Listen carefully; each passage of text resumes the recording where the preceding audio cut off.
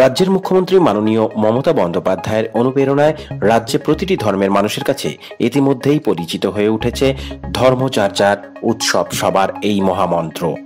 তাই 12 মাসে 13 পার্বণের মতোই ধর্মবর্ণ নির্বিশেষে আমরা যে কোনো উৎসবে সামিল হতে পারি নির্দ্বিধায়। তেমনি দক্ষিণ কলকাতার 64 নম্বর ওয়ার্ডে তিলজলা যুবা শক্তি সংঘের পরিচালনায় ৩রা ও ৪ঠা মে মা ভগবতী জাগরণ অনুষ্ঠান হয়ে গেল মহা ধুমধাম ভাবে, যেখানে হিন্দু মুসলিম ভাই ভাই হিসেবে সকলে সামিল হয়েছিলেন। এই অনুষ্ঠানে উদ্বোধনীতে উপস্থিত হয়েছিল কলকাতা পৌরসভার MMIC লাইট বিভাগের তথা পৌরপিতা সন্দীপ রঞ্জন বক্সি।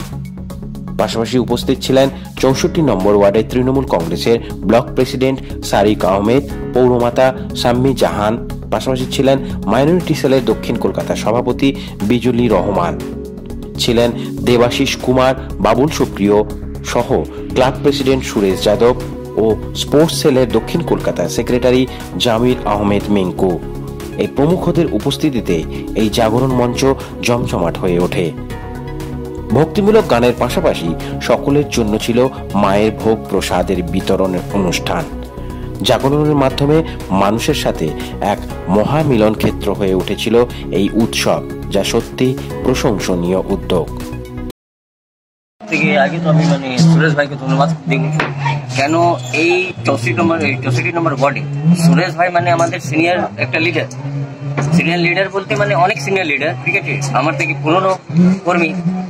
কিন্তু আমি একটা জিনিস দেখেছি, এই তিলজলা এরিয়ার ভিতরে সুরেশ ভাই সবকিছু দাওয়াতে ইফতার থেকে নিয়ে তারপরে আপনার বলেছেন রমজান শরীফে ওই কিছু সামাজিক সেবা করা, দুর্গা পুজোতে কাপড় দেওয়া, এবার এই কালী পুজো করানো, সব ফেস্টিভ্যাল। শুভরাত্রির সময় কি হয়, এদিকে 3টে কর্পোরেশন যত কলকাতার সাউথ কলকাতা নর্থ কলকাতা যত ভিড় এদিকে হয়। কিন্তু ওই সময় সুরেশ ভাই সবাইকে খাজুর থেকে, পানি থেকে, কোল্ড ড্রিঙ্কস থেকে অনেক কিছু সবাইকে সাহায্য করতে থাকে। আর সব থেকে বড় কথা কি, সুরেশ ভাই আমাদের চোখ একটা খুলেছেন।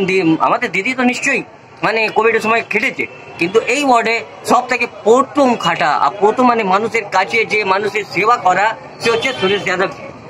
তো দিদি তো এমনি বলেছে ধর্ম যার যার উৎসব সবার, এখানে এই এলাকায় হিন্দু মুসলিম সবাই মিলে রয়েছে। আমরা দিদিকে তো ফলো করি, নিশ্চয়ই আমরা দিদিকে ফলো, সবকিছু দিদিকে আমরা ফলো করি। কিন্তু আমি নিজে এটা বলছি, আমি কিছু ফলো আমি সুরেশ ভাইকেও করি। তো এই যে হিন্দু মুসলিম মিলেমিশে এখানে একটা সুন্দর পরিবেশ গড়ে উঠছে, এটার জন্য কি দেখুন, একটা কথা বলি আপনাকে, পরিবেশ এদিকের ভালো সবকিছু, কিন্তু এই বাঙালির যে আমাদের পরিবেশ আছে, এই বাঙালি আমাদের কেউ কিছু আমাদের করতে পারবে না। কেন কি, আমরা সব একসাথে, হিন্দু মুসলিম শিখ ইসাই যত, এই তো আমি জামির আহমেদ মিঙ্কু, আমি একটা মুসলিম, সুরেশ যাদব জি ইনি একটা হিন্দু। তো আমরা কিছু হিন্দু আর মুসলিম নেই, আমরা সব ভাই, সব কর্মী একসাথে কাজ করবো, মানুষের সেবা করবো।